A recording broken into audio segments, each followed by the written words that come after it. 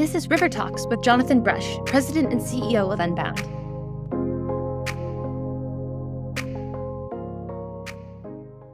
I was listening to a podcast recently. It's called Listening Out Loud with Nathan Rittenhouse and Cameron McAllister. If you don't listen already, you should definitely go to wherever you get podcasts and check out Thinking Out Loud with, I think it's the full name is Thinking Out Loud Together, and you should subscribe and you should listen to them. It's an excellent podcast. On a recent episode, Nathan was making an observation, and he said, I think Jonathan Haidt wrote a book, and in the book, he's basically talked about what it takes to thrive, what it takes for people to be ultimately not just happy, but to really have a sense of well-being. And Haidt's a secular person, not a person of faith, and so lots and lots of money and lots of research later, Haidt concludes this. He says that in order to be happy, people have to be part of something bigger than themselves. They have to aspire to a higher purpose. In order to be happy, people have to have good, meaningful relationships with other people. In order to be happy, people have to do meaningful work. And that sounds obvious. Sounds like it makes sense to me. Nathan's observation on the Thinking Out Loud podcast was like, congratulations, you've now arrived at Genesis 2.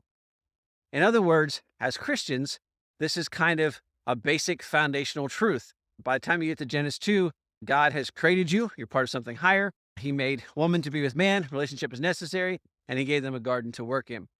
That's an interesting observation. I've heard similar things before.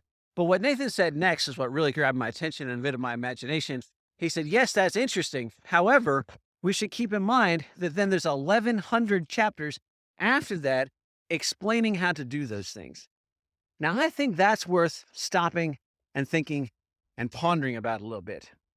That the necessity or the building blocks, the foundational pieces, the components of human happiness are not that difficult. And it's not necessarily difficult to understand or to grasp.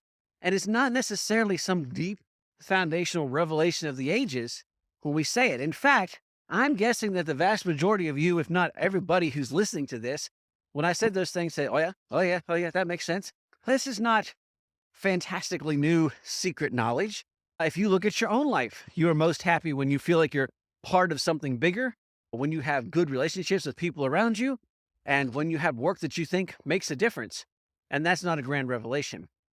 The revelation and the work is how you actually have that play out.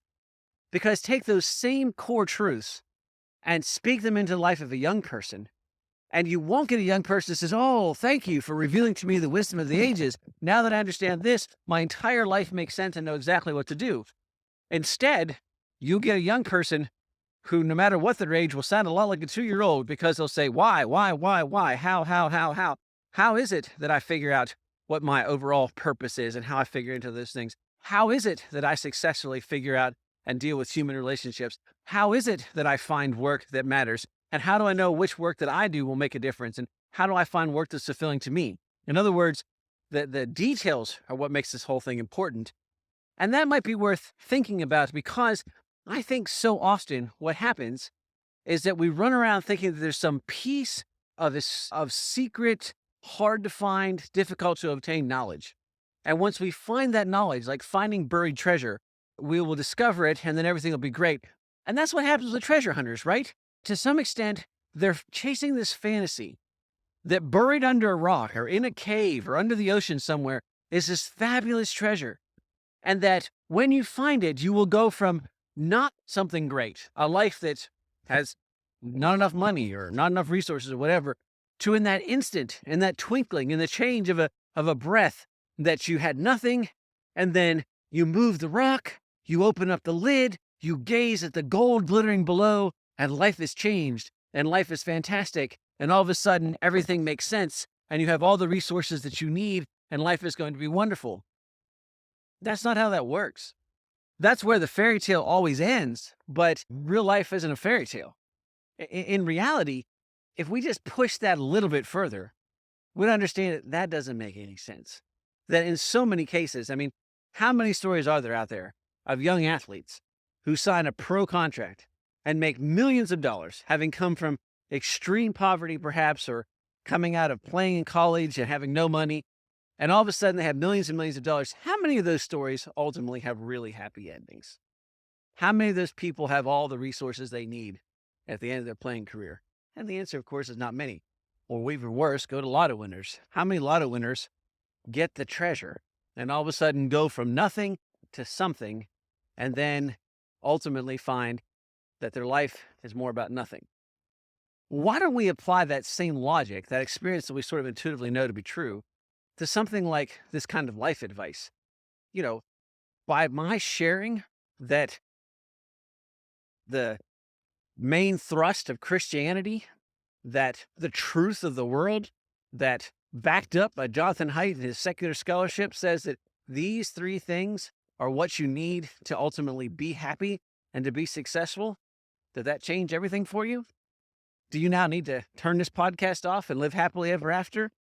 No, because you know, and I know, that those things don't mean anything unless you do something about it. And doing something about it is both difficult and exciting. And that second part is where we need to shift our perspective. If it's true no matter what, that to be happy, you have to be part of something bigger than yourself, that you have to have good relationships and you have to have work that is meaningful, then the perspective that will make that useful is that every day you have an opportunity to connect to something bigger than yourself, to build the strength of the relationships that you have, and to do meaningful work. And that you will get better at it as you go along, but it will be a process. It'll be a process of discovery. It'll be a process of work. It'll be a process that you have to repeat again and again, and that you will make progress on, but it is not like finding a treasure. It's like living a meaningful life.